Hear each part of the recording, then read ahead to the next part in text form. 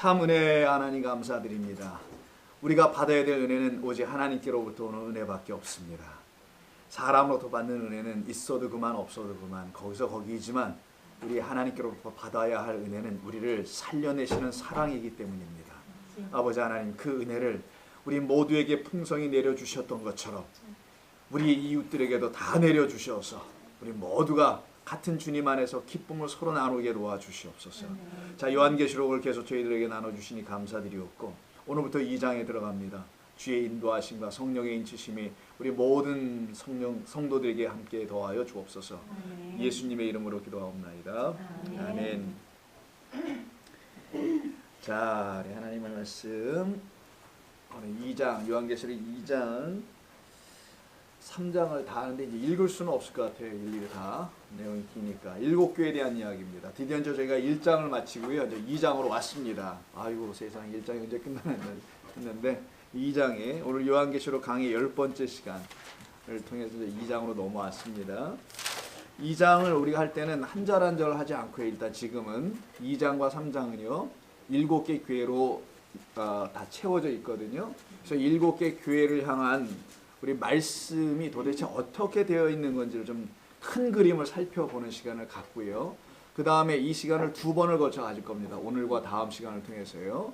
오늘은 좀 7교회를 향해서 하나님께서 뭘 말씀하시려고 하는지에 대한 대략적인 걸 쭉 한번 살펴보고요. 다음 주에는 왜 7교회에다 편지를 쓰라고 하셨는지 그 문제점이 무엇인지 그것을 한번 다음 시간에 한번 같이 배워가는 시간 나누게 될 겁니다. 그래서 오늘은 그렇게 길지 않을 겁니다. 그래서 전체적인 그림을 여러분들이 먼저 가지시는 게 중요해요. 여러분들은 요한계시록을 예전에 설교를 들으셨을 기회가 있었을 때는 대개 요한계시록의 2장과 3장에 있는 이 7개 교회를 많이 들어보셨을 겁니다. 7개 교회는 마치 어떤 모델로 지어진 교회들로 들으셨죠. 이런 교회가 돼야 돼. 같은 교회 안에서 이런 교회가 되면 안 돼. 예배에서 좋은 점만을 택해야 되고 이건 안 좋은 부분을 우리가 교훈으로 귀감 삼아 해야 돼. 이런 식으로 아마 요한계시록을 다 들으셨을 거예요. 그래서 2장과 3장에 대해서 아마 많은 여러모로 들어보신 경우가 있기 때문에 예배소 교회 지형, 지역, 문화, 당시의 상황, 라우디게아 교회 이런 식으로 많이 들으셨을 겁니다. 저희는 그렇게 하지 않을 겁니다. 그걸 알아서 또 뭐 할 것이며 그것은 그렇게 중요하지 않습니다. 요한계시록의 7교회가 무엇인지를 알아가는 게 가장 중요하고요. 그리고 7교회에 왜 편지를 쓰라고 하셨는지가 중요한데 그걸 알아야 되겠죠, 먼저. 그래서 우리가 오늘 첫 번째 시간으로 자 1장 4절부터 한번 잠깐 보세요. 1장 4절 2장을 한다는데 또 1장으로 넘어갔네 제가. 요한은 아시아에 있는 7교회에 편지하노니 이렇게 돼 있죠.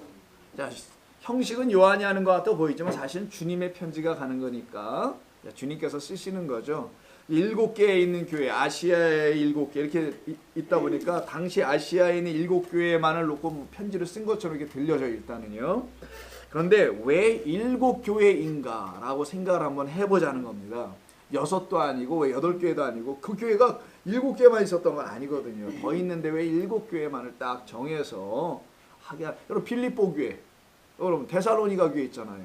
이런 교회들은 왜 어떻게 안 하고 물론 데살로니가 교회는 그리스도로 좀 넘어가긴 했습니다. 유럽에서 이쪽 부분에 좀 넘어가긴 했습니다만은 그런 교회들은 왜 교회를 취급하지 않고 아시아라는 뜻은 기억나시죠? 아침이라는 뜻을 갖고 있기 때문에 벌써 의미를 담아놨다 그랬죠. 그냥 7교회가 아니고 유럽이 아닌 아시아 교회, 즉 아침이 되어야 될 새벽별 이런 말 알잖아요. 연계시에 나오는 우리 주 예수님을 설명할 때 새벽별 그런 아시아의 7교회에 보내는 편지가 7개의 교회를 향한 것이 아니라는 것부터 우리가 좀 정해놓고 자 생각해봐야 돼요. 왜 7교회인가? 자 물론 아시아 7교회이기 때문에 그런 건 사실 맞아요. 그런데 성경이 계속 말하고 있는 7이라는 숫자가 여기 다시 나왔다라는 겁니다. 그리고 요한계시록은 7이 상당히 많이 나오는 걸 다 아실 거예요. 그래서 7이라는 그 상징적 숫자, 7에 담아놓은 뜻이 있겠죠. 그것을 설명해주고 싶은 것이 아닐까요? 7교회라는 것을. 자, 7교회는 7이 되어야 할 교회를 말하려고 한다는 성경이 말하는 7에 담아놓은 본래 뜻이 있어요. 7, 그 7이 되어야 할 교회. 그 교회들에게 편지하는 거니까요. 모든 교회다 하는 것과 다를 바가 없는 것이라고 봐야겠죠. 그래서 성경이 말하고자 하는 진리를 7으로 증거하려 한다는 것을 우리가 알고 있다면 성경은 일곱 이렇게 많잖아요. 일곱에 담아놓은 뜻이 있어서 단지 당시 아시아에 있는 일곱 교회에 편지한다는 말로 들려질 수가 없을 거라는 겁니다. 사실은 그리스도의 몸된 모든 교회들을 향하여 쓰신 말씀이 성경 아닙니까? 요한계시록만이 아니잖아요. 그죠? 모든 말씀, 성경 전체가 다 보시면 일하다 보셔서 성경 전체가 다 우리 교회들을 향한 성도 여러분들, 우리들을 향하여 주신 말씀인 것을 우리가 감안해 본다면 일곱 교회에 보내는 이 편지인 요한계시록은 이 땅의 모든 그리스도의 몸된 교회들이 반드시 들어야 할 어떤 복음을 담아놓은 말씀이라는 겁니다. 그래서 단순히 일곱 교회다라는 게 아니라 일곱이라는 의미가 전해주고 싶어하는 뜻을 이 일곱 교회가 아닌 모든 이 땅의 일곱이 되어야 될 교회가 들어야 한다는 거예요. 그래서 오늘 굳이 왜 일곱이라고 말씀하신 그 내용의 의미를 각각의 한 개의 그 교회에서 일곱 교회를 통해서 우리가 살펴볼 겁니다. 나중에는. 그래서 우리 이 땅의 모든 교회들, 이 교회들은 1장 3절 다시 한번 보세요. 복습합니다. 요한은 하나님의 말씀과 예수 그리스도의 증거, 곧 자기가 본 것을 다 증언했다면서 그 증언한 내용을 이 예언의 말씀이라 하죠. 이 예언의 말씀을 읽는 자, 듣는 자, 그리고 그 마음에 기록한 자는 다 복이 있다 이런 말을 하잖아요.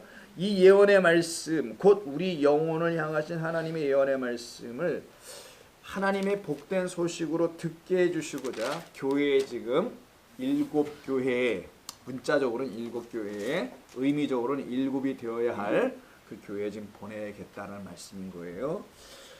자, 그런데 이 요한계시록을 해석하는 데 있어서 이게 좀 무슨 말인가, 해석이 분분하단 말이에요. 마태복음 해석하는 것보다 요한복음 해석이 상대적으로 어렵다고 사람들이 이해를 하고 있죠. 왜냐하면 여기는 뭐 상징적인 언어라든가 표현이라든가 이해할 수 없는 뭐 짐승이라든가 뭐 이런 등등이 나오다 보니까 굉장히 어렵고 난해한 어떤 책으로 일단 이해를 합니다. 그러다 보니까 그것을 이해해 보려고 여러 가지 이해의 방법들, 도구들을 사용을 하기도 해요. 이걸 해석 방법이라고 합니다. 해석 방법론들이라고 하는데 그 해석 방법론들 때문에 요한계시록이 더 어려워지게 들려지는 경우도 있습니다. 자, 그런 모든 것들로 인해서 오히려 복음을 담아놓은 이 요한계시록, 성경 전체가 다 복음이죠. 그럼 요한계시록도 복음이 있을 텐데 복음을 담아놓은 이 요한계시록이 우리에게 복음으로 들려지지 않고 좀 부담되는 말로 들려지거나 더 오해가 되게 되는 말로 들려지게 해서는 안 될 겁니다. 사실은 교회의 역사 속에서요, 요한계시록은 그렇게 들려지게 되는 일이 많이 있었어요. 그래서 어려움들을 좀 많이 당했었죠. 그래가지고 예를 들어서 칼빈이라는 사람 들어보셨을 거예요. 그런 사람은 요한계시록을 주석하지 않았습니다. 요한계시록은 도저히 이해할 수 없는 책이라고 단정짓고 그 유명하다고 하는 그런 사람들이 이걸 요한계시록을 손을 대지 않았던 거예요. 과연 그러면 요한계시록은 손댈 수 없는 책인가? 그럼 여러분 요한계시록을 좀 떼어내면 좀 성경이 가벼워지잖아요. 들고 다닐 때. 뭐 그래야 되는 건가? 그럴 수도 없는 거고. 이건 하나님께서 우리에게 알려주시는 성령을 통하여 듣게 된다면은 우리가 공히 그 뜻을 이해해 나갈 수 있지 않을까 봅니다. 그 많은 오해를 일으키게 하는 해석들이 있는데 뭐 지금도 계속 있습니다만은 다양한 해석들이 이 세대주의적의 해석이 있어요. 해석이에요. 세대주의자라고도 하고 그들이 하는 성경 해석을 세대주의적 해석이다라고 하는 게 있습니다. 자, 오늘 이 세대주의적 해석을 제가 먼저 여러분들에게 이제 알려드릴게요. 이것을 하라는 게 아닙니다. 이 잘못된 것이 있다라는 걸 먼저 아시라고 하는 거고요. 이게 주된 해석을 많이 해요. 또 이분들이 해석하는 방법을 가지고. 자, 이 세대주의적 해석이라는 것은 스코필드라는 사람이 이 사람이 처음에 시작을 합니다. 그리고 많은 사람들이 이 해석을 따라가요. 한국의 대표적인 큰 교회 조무슨 목사님 계시죠? 이분도 이제 이런 걸 하게 되고 다 그랬는데 한번 들어보세요. 이게 어떤 해석인지. 먼저 우리가 일곱 교회를 하잖아요. 2장 3장으로 하는 거니까. 일곱 교회를 놓고 이분들은 어떻게 일곱 교회를 이해하냐면 여러분들 아니 그렇게 이해하면 될까라고 할 정도로 했어요. 여러분들이 들을 땐 그렇게 들려야 됩니다. 이 일곱 교회, 예배소 교회에서부터 시작해서 라우디게아로 끝나나? 네, 맞네요. 라우디게아로 끝나는 일곱 교회를 갖다가 교회사 있죠. 2000년 교회사. 지금까지 뭐 2000년 됐다고 하면은 2000년 교회의 역사, 그걸 갖다 줄여서 이제 교회사라고 하겠습니다. 교회사를 7개 교회로 시대를 등분합니다. 대단한 시도였었어요. 그럼 예배소 교회는 0년서, 1년서부터 시작하겠죠. 이런 식으로 나누는 거예요. 한번 들어볼까요? 자, 예배소 교회가 일본으로 나옵니다. 여러분 성경 2장 1절부터 쭉 나가는 예배소 교회 7절까지 있네요. 예배소 교회는 서기 33년. 왜 33년이겠어요? 예수님 십자가에 달리시고 교회가 시작됐다고 생각하는 그때서부터는요, 교회니까 이때부터 시대를 나눕니다. 뭐 필요하면 쓰세요. 써드릴게요. 두 번째는 버가모인가? 서머나. 순서도 어려워요. 서머나 교회는 그러면 이제 100년서부터 나가야 되죠. 100년서부터 312년까지 서기입니다. 지금부터 1700년 전이에요. 이때로 나눕니다. 100을 왜 끌었는지 모르겠어요. 100년까지 왜 갔는지도. 근데 312년은 알 것 같아요. 313년이라는 중요한 해가 하나 있어요. 기독교 역사에서. 이게 그 로마 역사에 로마 제국의 콘스탄티누스라는 대황제가 세워지게 되는데 그 사람이 소위 기독교를 이단 어떤 쪼무레기 같은 어떤 종교였던 것을 그냥 국교로 이제 흡수한다고 하죠. 그래서 로마의 국교로 채택하는 때가 313년에서 그 전까지를 서머나 교회라고 합니다. 왜냐하면 콘스탄티누스가 기독교를 박해한 것을 끝내게 하거든요. 그래서 여기서부터 여기까지를 기독교 박해 시대다 이렇게 자기 나름대로 나눈 거예요. 이제 기독교 박해가 끝났다라는 거지. 들어보세요. 세 번째는 무슨 교회예요? 여러분이 이제 장단을 맞춰 주셔야지. 버가모. 자, 버가모 교회가 있어요. 그러면 312년부터 뭐 14년부터 시작해서 가겠죠. 14년부터 해서 519년이야. 590년이야. 590이다. 역사가. 이거 아니라 자, 590 AD까지 됩니다. 왜 이렇게 끊어는 거냐? 자, 이제 박해는 끝났잖아요. 그리고 요 시대가 소위 로마 교회가 세워지는 시대예요. 그래서 요때로 아마 끊어놓은 것 같아요. 기독교 교회사를 보는 겁니다. 세계사가 아니라 교회사를 볼 때 이때 로마, 카톨릭 로마 교회 있잖아요. 로마 교회가 로마 땅에 세워지는 기간이에요. 그리고 로마는 또 멸망당합니다. 그때 서로마가 멸망당하고 이제 동로마로 이제 넘어가는 역사가 또 있어요.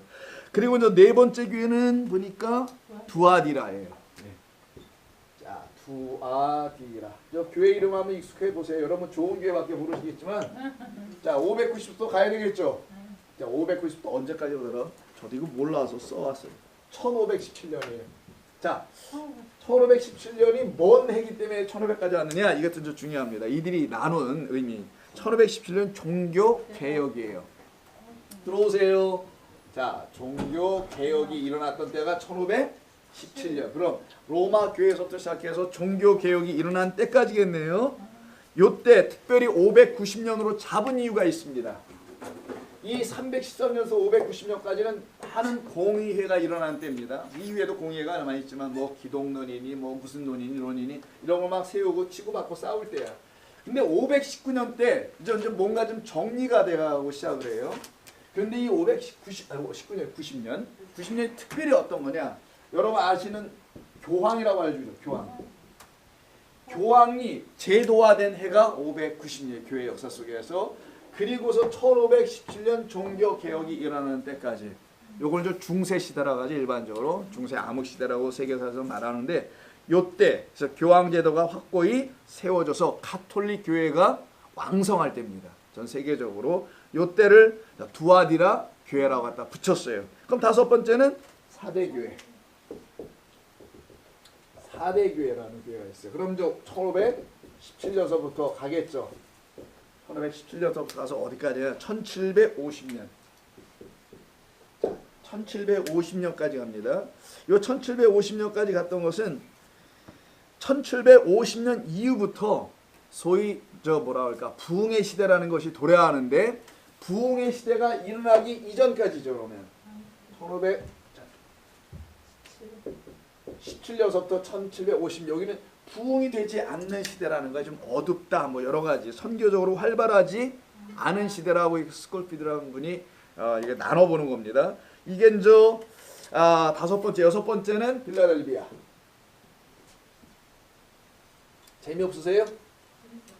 1750부터 나누는 거 한번 들어보세요. 이렇게 나눠서 이분이 이 세대주의를 해석을 하신 분이 이게 근데 한국 교회에 지대한 영향을 줍니다. 이 스콜필드 성경이라는 것도 있어. 예, 주석서가 있고. 자, 이분이 나누는 거 한번 보세요. 1750부터 1905년까지. 요 최근이래죠. 요점부터 우리가 이제 역사에 좀 가까이 가죠.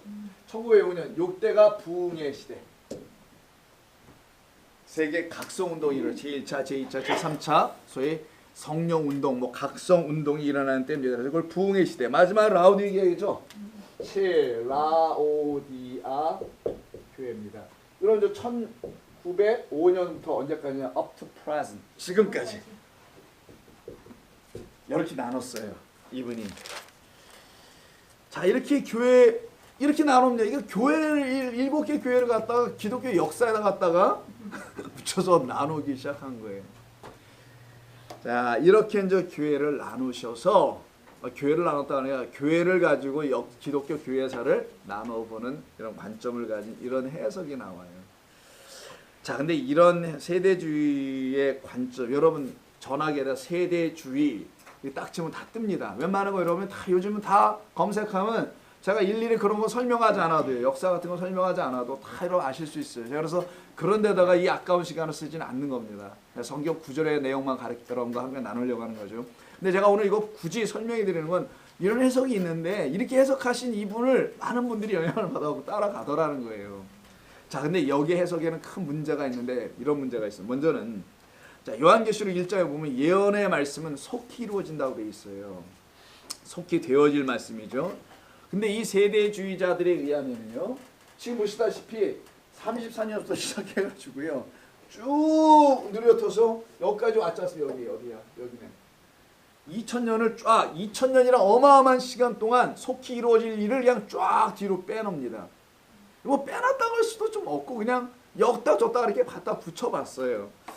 그럼 속히 되어질 일들이 아직도 안 되는 건가? 그럼 어떻게 되는 건가 이거? 그럼 2000년이 짧은 건가? 속히 되어질 일에는 그건 뭐 한 0.1년도 안 된 건가? 그럼 앞으로 한 2000년 더 가야 되는 건가? 뭐 뭘 얘기하는 건가? 두 번째는 자, 이 지금의 시대를 이들은 어떤 시대로 보냐? 요 마지막 세대가 중요해요. 라오디게아 교회 시대를 마지막 시대로 봅니다. 이게 문제예요. 여기는 마지막 아니라는 거야. 여기도 마지막 아니야. 마지막 교회 7번째 교회라고 되어 있는 교회가 마지막 이 시대의 종말, 마지막을 말해주는 우리가 그 세대에 들어와 있고 그리고 그 교회는 그런 걸 말하는 것이다. 우리에게 그런 메시지를 주는 것이다. 그러면 이런 분들이 지금 이 시대를 마지막으로 본다면 자기가 살고 있는 그때 이분은 1800년 후반뿐인데 그때가 마지막이었을 거로 생각했을 거 아니겠어요. 그럼 이런 분들의 해석이 하면 여기서부터 걸려있는 모든 분들은 이게 뭐 2300년이 가더라도 2500년이 가더라도 계속 마지막이 될 거 아니겠냐고요. 도대체 이분들에게 마지막이라는 의미가 뭘까? 이런 이해를 갖게 됩니다. 자, 그래서 이들은 7번째 교회 라오디게아를 3장 14절 한번 가보겠습니다. 라오디게아 교회를 한번 보세요. 라오디게아 교회 사자에게 편지하라. 아멘이어서 충성되고 참된 증인이시오 하나님의 창조의 근본이시니가 이르시되 하고 쭉 22절에서 말하죠. 이 22절까지 말하고 있는 언급하고 있는 라오디게아 교회는 만약에 이 시대를 마지막 시대로 본다면은요, 이 라오디게아 교회를 통해서 아직도 뭔가가 되어 있지 않은 교회를 인식을 해야 되거든요. 자, 이 시대가 하나님께서 여기 보면 시대별로 이 나눠서 이 사람 막 해석을 했어요 일단은. 그리고는 라오디게아 교회는 마지막 때의 교회를 설명하기 위한 교회다 이렇게 해석을 하는 거예요.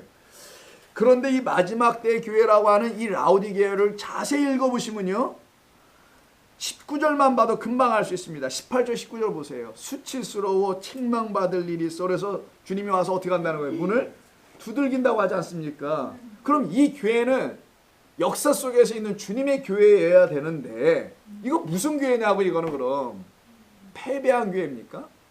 실패한 교회예요? 아직도 이 교회는 그럼 뭐야? 이건 어떻게 되는 교회야? 도대체 이게 어떤 교회냐? 교회라는 것이 도대체 어떻게 돼? 어떤 교회가 돼야 한다고 이분은 생각했기에 교회는 하나님의 승리가 있는 곳인데 이분에 의하면 이렇게 끝나면 교회가 마지막 세대에 이거는 뭐 우리 성도들은 어떻게 하라는 거예요? 마지막 세대에 뭐 이거 다 끝나라는 거예요? 이 상태로 그냥? 이거 말이 안 되잖아 이게 자체가. 물론 이것만이 말이 안 되는 거는 이건 이렇게 나눈 것 자체도 좀 이상하고요. 어떻게 교회를 이렇게 나눌 수 있냐고요. 아니, 교회가 아니라 그 하나님의 역사의 그 시간들을 이런 것으로 어떻게 나눌 수 있냐는 거죠. 그래서 이렇게 된다면 교회는 승리, 하나님의 승리, 그리스도의 승리가 잊지 못한 교회가 되죠. 마귀의 승리입니까? 그러면 뭐 사탄의 승리예요. 그래서 그리스도의 몸된 교회가 패배하고 있는 것처럼 보여질 수 있는 나눔이고 해석이 될 수 있습니다. 그럼 교회는 승리하지 못하게 돼요. 세 번째는 이런 문제가 있습니다. 스코필드라는 이 사람의 이와 같은 세대주의적 해석은 그래서 이분이 이 교회 7개 교회로다가 7개 교회만 가지고 보세요. 7개 교회만 가지고 하나님의 모든 전 역사를 나누는 것처럼 보여져요. 이 사람이 하는 거는. 결국 무슨 말이냐면 인류의 역사 전체, 하나님의 창조에서 전체가 있을 거 아니에요. 창조부터 끝까지 전체가 있을 건데 그 중에 한 부분이 저 교회의 역사로 이게 말하고 있는 이 사람이 얘기하는 33년서부터 지금까지 이루어지는 그 한 부분 아닙니까? 자, 그렇다면은 하나님께서 창조하신 창조 역사의 전체를 볼 때 지극히 일부분에 불과한 것이 요 7개의 교회를 가지고 이분이 나눈 등분의 어떤 역사인데 그렇다면 그게 전 역사인가? 그럼 또 그럴 수도 없는 건 아니겠냐는 거죠. 이건 억지로 짜집기를 그냥 무리하게 한 결과가 아닌가라는 생각이 듭니다. 그러므로 성경이 말씀하려는 세대 메시지를 이분은 어떻게 보면 잘못 이해하고 있었던 게 아닌가. 왜 이런 생각을 했느냐면은 이렇게 생각한 겁니다. 뭐 단 하나의 이유 때문에 그런 거예요. 내가 살고 있는 지금의 이 시대가 마지막이라고 봤던 거예요. 종말이라고. 모든 종말을 주장하시는 분들, 제가 이런 표현 쓰려고 그러는데 종말론자들이라고 합니다. 이런 분들은 내가 살고 있는 이 시대가 마지막이어줘야 해. 자기가 믿는 믿음이 이 종말로 확신을 받고 확인을 받고 싶어하는 것 같아요. 그리스도 오신다 그랬잖아요. 그러니까 내가 살고 있는 이때 딱 오셔야지 뭐가 딱 아구리가 맞을 것 같고 나의 믿음이 분명해지는 것 같고 해서 자기가 살고 있는 그 시대에 꼭 종말이 오길 원합니다. 그래서 그 같은 사람들이 상당히 많이 일어나게 돼요. 특별히 1800년도 중후반에 이 미 대륙과 유럽에서 특별히 미 대륙에서 많이 일어나는데 1844년 같은 경우는 윌리엄 메리인가 뭐 어떤 이름도 기억이 안 나는데 이 양반이 날짜를 딱 계산해서요. 며칠 날 오신다고 했어요. 근데 그날 안 오셨어요. 그래서 그 사람을 따르던 수많은 사람들이 계산을 잘못했나 보다 라고 해가지고 다시 계산을 해서 그런 종말로는 있지 않을 것이다 라고 하고 약간의 수정을 가하여 새롭게 만들어냅니다. 그게 여러분 잘 아신 제7일 안식교회예요. 자, 그런 건 제가 다른 교단에 대해서 얘기하지 않을게요. 여러분 다 그걸 설치하면 다 나옵니다. 다 보시면 여러분 어느 교단이 뭐 하는지 저한테 묻지 마세요. 저 잘 몰라요. 여러분. 저 성경에는 알고 싶은 것도 없어요. 제7일 예수 재림 안식교라고 써있죠. 그 교회가 바로 이런 과정을 통하여 만들어집니다. 근데 그 교회를 만들었던 장본인들이 누구냐가 또 중요해요. 개신교 목사들입니다. 장로교, 감리교 이런 데 있죠. 루터교 이런 데서 종말론에 늘 관심을 갖고 있어서 다니엘서하고 요한계시록만 읽고 앉아있는 분들이 그날 나가서 기다렸는데 흰 옷 입고 같이 안 온 거예요. 예수님이. 그래가지고 그들이 다시 이건 아니야 라고 해서 자기들끼리 그 목사들이 다시 연구해서 다시 정립해서 이렇게 만들어 놓습니다. 다 목사들이 하는 거예요. 성도들이 하는 게 아니라 성도들이 그런 거 할 이유도 없어요. 먹기 살기 바빠가지고 할 시간도 없고 할 일 없는 목사들께서 이런 일을 만들어갖고 전부 다 오해나 시키고 했던 것이 아멘. 그래서 자꾸만 저를 비롯한 모든 목사들이 정신을 다 바짝 차려야 된다는 얘기 자꾸 하는 건데 자 이런 역사로 요한계시록을 이해해요. 요한계시록이 이런 기독교 교회에서 7개로 나누라고 하신 그런 말씀을 메시지를 주려고 한 책이었겠어요. 설마? 그런 것도 아닐 거고요. 아까 말씀드린 7이라는 교회를 세우려고 하는 것이죠. 자 그렇다면은 스코필드와 같은 이런 우를 더 이상 저지르지 않기 위해서는 혹은 유사한 어떤 잘못을 우리가 범하지 않기 위해서는 성경 특별히 우리가 요한계시록 하니까 요한계시록 그 성경 전체가 일단 그렇게 또 말하고 있으며 요한계시록도 또 그렇게 말하고 있는 공통 분모가 있어요. 이렇게 그냥 요 말도 안 되는 33년서부터 이 33년 전은 어떻게 할 거고 또 그 구약을 찢어버릴 거예요. 어떻게 할 거예요. 성경 전체 창세 전서부터 새 창조가 이루어지는 그 모든 것, 이 모든 것을 굳이 세대라고 할까 시대 뭐 좋습니다. 꼭 굳이 나눠야 된다면 두 개밖에 없어요. 나눌 수 있는 거는 그 두 개를 요한계시록에서도 말하고 있고 성경 전체도 말하고 있습니다. 그걸 갖다 여러분 잘 아시는 두 가지밖에 나눌 게 없다라는 것을 여러분 다 아실 겁니다. 한번 저 도표를 한번 대략 그려볼까요? 자, 1번, 2번으로 쓸게요. 자, 첫 번째, 두 번째로 할 수도 있고요. 뭐 1번, 2번을 할 수 있는데 먼저는 창조의 관점에서 보면은 옛 하늘과 옛 땅이라는 게 있어요. 성경에는. 그리고 새 하늘과 새 땅이라는 게 있어요. 이거는 창조의 관점에서 본 거예요. 창조를 이렇게 하셨지만 하나님께서 이걸 부수시고 역창조를 일으켜서 우리 가운데 새로운 걸 주시는 겁니다. 이게 창조의 관점에서 보는 성경이 말하는 딱 두 가지밖에 없어요. 이걸 갖다가 하나님께서 내가 알파야, 내가 오메가야라는 걸로 설명하시. 내가 처음이고 내가 마지막이야. 근데 같은 거다 이거는 이렇게 얘기하시는 거예요. 두 번째는 창조만 아니라 언약으로 본다면 여러분 자신이 옛 언약이 있고 이거 구약이라고 우리 표현하죠.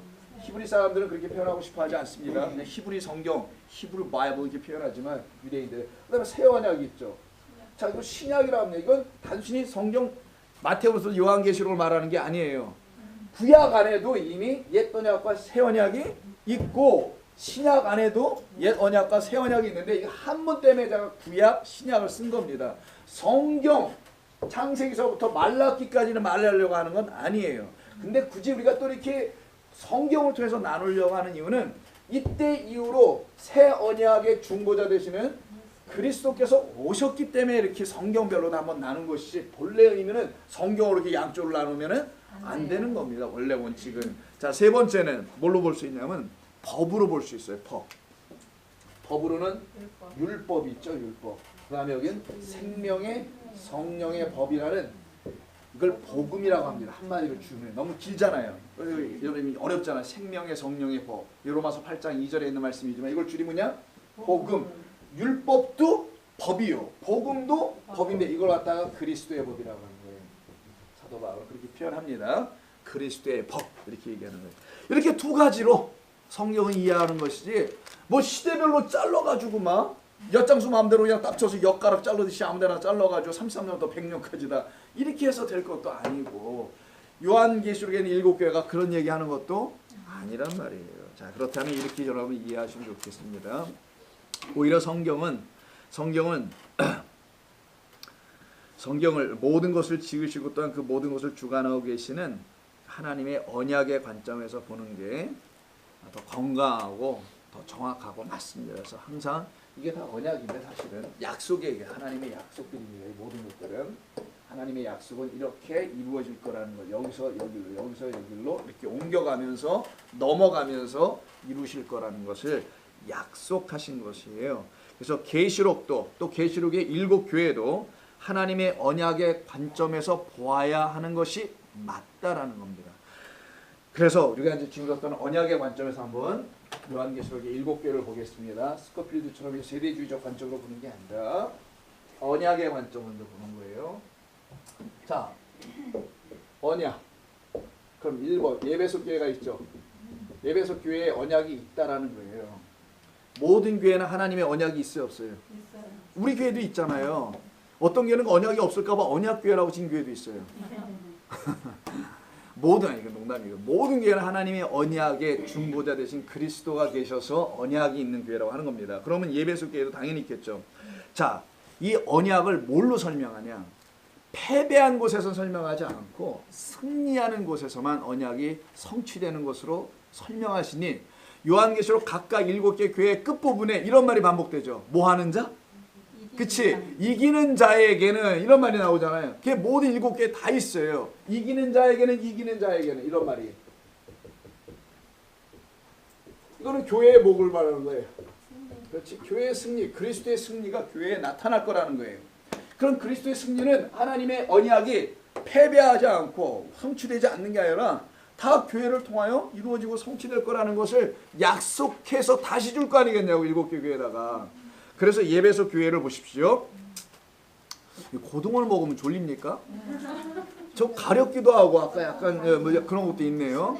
그런 냄새가. 맛은 너무 좋더라고요.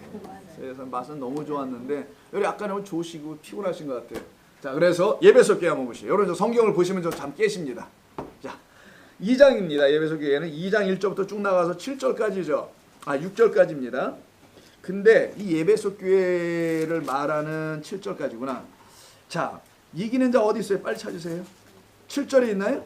자, 귀 있는 자는 성령이 교회들에게 하시는 말씀을 들을지어다. 2장 7절. 이기는 그에게는 하고 뭐합니까? 내가 하나님의 낙원에 있는 생명나무의 열매를 주어서 먹게 하리라. 왜 갑자기 생명나무예요? 이기는 그에게는. 이런 말이 왜 나온 거냐고요.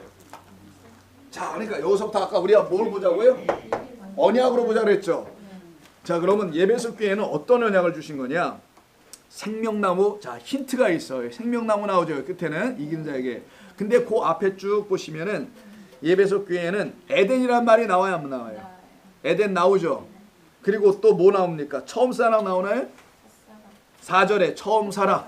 그런 거 나오죠. 처음 사랑, 에덴 이런 말이 나온단 말이에요. 이건 뭐냐면 아담에게 약속한 그 얘기를 하려고 하는 거예요. 생명나무는 처음에 어디서 등장하는지 아시잖아요. 창세기 3장에 있습니다. 물론 생명나무에 대한 이야기는 선악과 생명 과일 이 분분에서도 이미 나타납니다만 3장에 나오죠. 그래서 예배소 교회에는 어떤 얘기냐? 아담을 통한, 자, 아담 언약이라고 일단 써볼게요. 그럼 이런 말이 뭐 필요한 건 아닙니다. 이해를 하기 위해서 쓰는 것뿐이에요. 아담 언약으로 생명나무의 열매를 주는 거예요. 생명나무는 그리스도 예수를 말하는 겁니다. 생명나무는 그리스도 예수를 말하는 거예요. 자, 그래서 아담 언약을 예배소 교회를 통하여, 예배소 교회에다가 이것만 준다는 게 아니라 예배소 교회를 통하여 모든 교회가 이거를 갖게 하겠다라는 것이에요. 생명나무를. 생명나무의 열매를 약속해 주시는 겁니다. 이미 약속하셨고 7교회가 그 약속을 잊지 않고 다시 회복해 나가는 거예요. 두 번째 서머나 교회 한번 보세요. 이기는 자 뭐라고 되어 있나요? 몇 절에 있죠? 누가 찾으셨으면 2장 10절인가요? 10절 11절 보세요. 자, 11 귀 있는 자는 나와 있네요. 성령의 교회들에게 하시는 말씀을 들어 이기는 자에게는 둘째 사망의 해를 받지 않고 그 대신 뭘 준대요? 그렇지, 생명의 관 이렇게 써 있어요. 10절에. 자, 둘째 사망이 바로 죽음을 당하지 않는 것이죠. 그리고 생명의 관, 면류관인데 생명의 면류관을 약속해줘요. 생명의 면류관입니다. 자, 스테파노스는 생명의 면류관을 주시기로 약속하는데 왜 이런 약속을 하시는 건가? 자, 한번 보세요. 배경이 중요해요. 8절부터 쭉 보시면은요, 서만화 교회에 관계된 것은 이런 말이 나오는 것을 보게 될 겁니다. 자, 10절에 보면 고난이라는 게 좀 나오죠. 고난 받는 이야기, 그다음 시험 받는 이야기, 감옥에 옥에 던져지는 이야기, 그다음에 죽음을 당할 수 있는 그런 뭐 이야기들이 나오죠. 자, 환난을 받고 고난을 당하고 핍박을 당하고요, 사망, 죽음과 다 관련이 있어요. 이건 뭐를 의미하냐면 여러분 요셉 아시나요? 노아도 그렇고요. 노아, 아브라함, 이삭, 야곱 이렇게 넘어가는, 요셉으로 넘어가는 이들 갖다가 족장이라고 그러죠. 그래서 이건 족장들, 아버지들이라고 해요. fathers. 아버지들을 통하여서 준 언약이라는 게 있어요. 아브라함, 이삭, 야곱 이런 게 흘러가는, 노아에게 뭐 무지개 언약이라든가 이런 언약들이 있거든요. 그 언약을 통하여 생명을 주겠다라는, 생명의 면류관을 약속하는 언약이 이 가운데 서만화 교회를 통해서 다시금 언급되고 있는 겁니다. 그러니까 성경이 처음부터 얘기했던 언약들을 하나하나씩 다 들추어 내주고 있는 거예요. 그 일을 하는 게 어디냐? 교회라는 겁니다. 그 일을 하는 곳이. 자, 그럼 더 이해가 쉬워질 거예요. 세 번째는 버가모. 또 찾아보세요. 몇 절입니까? 버가모 교회는 보니까 12절부터 가서 17절. 17절. 귀 있는 자는 성령의 교회들에 하신 말씀을 들어라. 이기는 그에게는 내가 감추었던 뭘 준대요? 만나, 흰돌, 돌 위에 새 이름을 기록한 것이 있으니 그는 받는 자밖에는 그 이름을 알 수 없다. 해서 흰돌을 약속하네요. 흰돌, 만나. 자, 만나와 흰돌 같은 겁니다. 생명의 양식을 말하는 거예요. 자, 이거를 지금 약속해 주죠. 힌도를 약속해 줍니다. 근데 요 그럼 만나 힌도는 배경이 어디입니까? 광야죠. 그럼 광야 시대가 되겠네요. 광야 시대를 표현해 주는 말이 좀 있지 않을까요? 그럼요. 그 앞에 그래서 보시면 버가모 교회 얘기할 때는 광야 시대의 민수기서에서 등장하는 발람, 발락이라는 14절이 나오는 거 그랬어요. 그래서 14절에 있는 발람, 발락의 행운 같은 게 나오죠. 니골라당 같은 게 나오잖아요. 이게 좀 반역하는 세력, 어떤 무리들을 말하고, 이세벨은 여기 안 돼. 이세벨은 두 아들이야지. 자, 그래서 그렇게 본다면은 이 광야 시대에 하나님께서 그들에게 약속하신 언약은 시내산의 언약이라는 게 있습니다. 모세에게 주신 시내산 언약이라 했죠. 내가 너희를 내 백성 삼고 나는 너희의 하나님이 되겠다는 그 약속을 가지고 힌돌 받은 자, 그래서 그 이름을 알 사람이 없다라는 하나님의 자녀 백성 되고 하나님의 자녀들만 그 하나님의 이름을 알게 되는 그 약속과 언약을 이 버가모 교회를 통하여 지금 다시 재확인시키는 겁니다. 그건 우리 모든 교회들이 다 알고 있어야 될 이루어가야 될 내용이죠. 네 번째는 두 아들이랍니다. 자, 두 아들의 교회 이기는 걸 한번 볼까요? 어디 있나요? 26절부터 나오네요. 이기는 자와 끝까지 내 일을 지키는 그에게 만국을 다스리는 권세네 여기 그죠? 자, 그럼 만국을 다스리는 권세를 주십니다.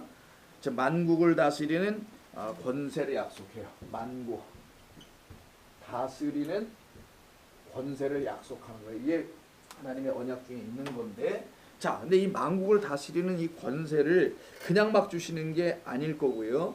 이건 어느 때 어느 상황에서 주시는 것이냐. 2장 26절에서 하고 또 하나가 나와요. 새벽별도 나오지 않습니까? 예, 새벽별. 또 그에게 새벽별. 자, 왜 이런 말을 하고 있는 건가? 이 두 아들의 교회는 요게 지금 자, 만국과 이 세상에 온 땅의 나라들 뭐죠? 만국이잖아요. 그와 대비되어 있는 성경에서 말하는 나라는 또 하나 나라 있죠. 하나님의 나라. 요 하나님의 나라가 있잖아요. 그 하나님의 나라와 반대되어 있는 만국이 있어요. 근데 그 만국을 승리해야 다스릴 거 아니겠어요. 그러면 만국을 다스리는 어떤 존재들이 있겠죠. 그 존재들에 대한 이야기가 이 두 아들의 교회에 나오게 됩니다. 이게 이제 이세벨이라고 여러분 거기 써 있는 거 보시면 되는데 20절 보세요. 그러나 내게 책망할 일이 있노라. 자칭 선지자라는 이세벨은 아합왕의 부인이에요. 그 아합왕의 부인 이세벨을 내가 용납하니 그가 내 종들을 가르쳐 꿰어 행음하게 하고 우상의 제물을 먹게 하는도다라는 그 만국이에요. 그래서 이 이세벨 즉 왕국 시대를 말하는 겁니다. 여기는 아까 광야 시대에서 가나안 땅으로 들어온 왕국 시대, 가나안 땅의 시대예요. 솔로몬 있고 쫙 지나가는 그런 시대들 있잖아요. 그 왕국의 시대의 상황을 지금 얘기하는 것이죠. 그리고는 그 왕국 시대에서 결국 어떤 언약을 주십니까? 하나님께서는 그 유명한 어떤 왕? 그렇지. 하나님의 나라, 당신의 나라를 영원한 나라로 세워주겠다는 다윗 언약이라는 게 있어요. 이게 사무엘하 7장에 있는 건데 요 언약을 왕국 시대의 언약으로 주셔서는 만국을 다스리는 왕국이 그리스도로 말미암아 나오게 될 것이라는 약속을 한 게 있습니다. 그 약속을 지금 이 두아디라 교회를 통하여 재확인하고 있는 거예요. 그러니까 여러분들이 이게 구약을 좀 여러분 구약을 모르는 요한계시는 사실 힘들어요. 근데 오늘 이 정도로만 들으셔서 대략 들은 게 있으니까 이세벨도 들어본 거 있고 다 들어봤잖아요. 일단은 근데 그 구체적인 거는 몰랐어요. 오늘 처음 들으면 돼요. 괜찮습니다. 다윗의 언약은 영원한 언약. 왜 영원하냐? 하나님의 나라의 영원성을 설명하려고. 근데 그의 아들로 말미암아 영원하다고 돼 있어요. 그 아들, 다윗이 난 아들, 솔로몬이 아니라 평강의 왕으로 올 그리스도를 말하는 거예요. 그래서 다윗의 후손, 아브라함의 후손, 아브라함의 아들 다윗의 아들이라고 하는 그리스도가 오시는 거죠.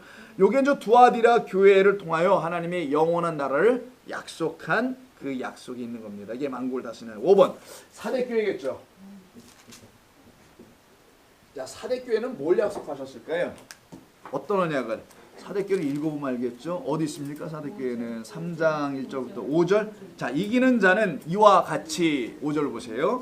흰옷을 입을 것이요 내가 그 이름을 생명책에서 결코 지우지 않을 것이다 라고 말씀하죠.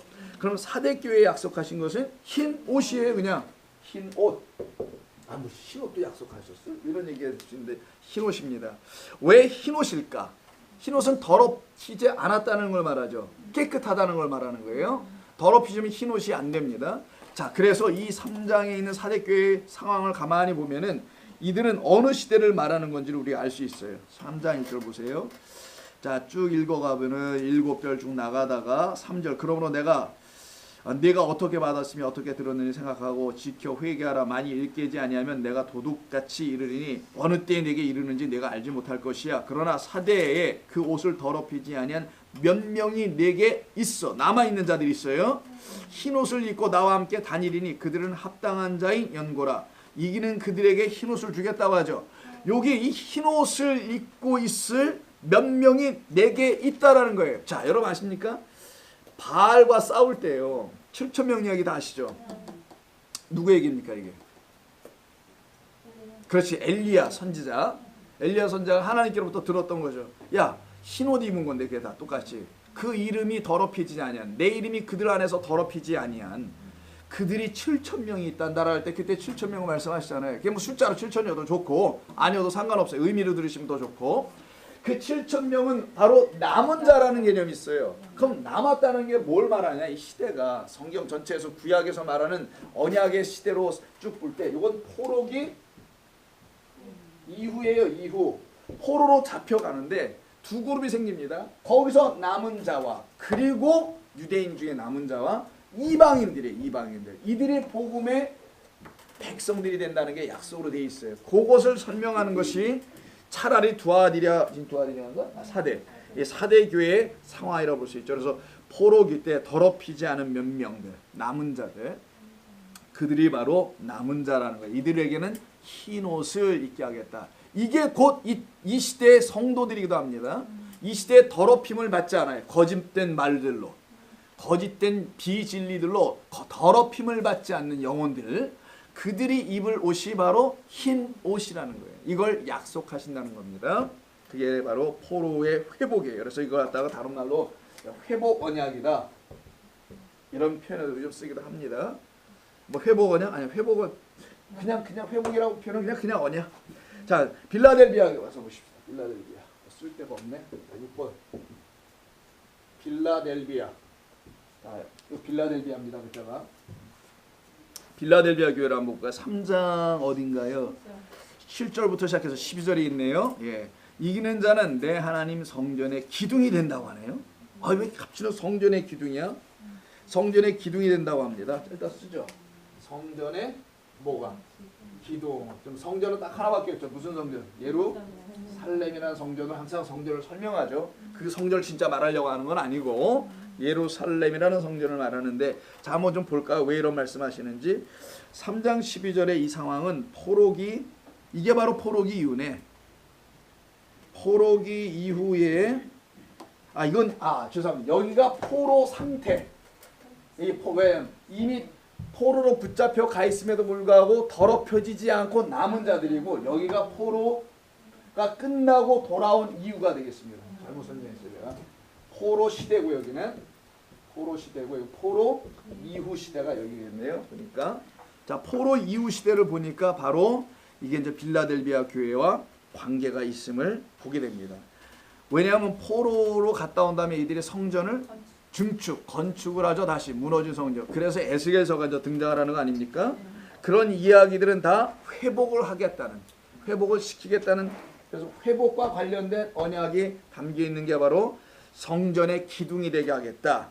이게 다른 말로는 새 예루살렘이 되게 하겠다는 약속을 주시는 것이, 그래서 보시면은요 12절에 이기는 자는 내 하나님 성전의 기둥이 되게 하려니 그가 결코 다시 나가지 아니하리라.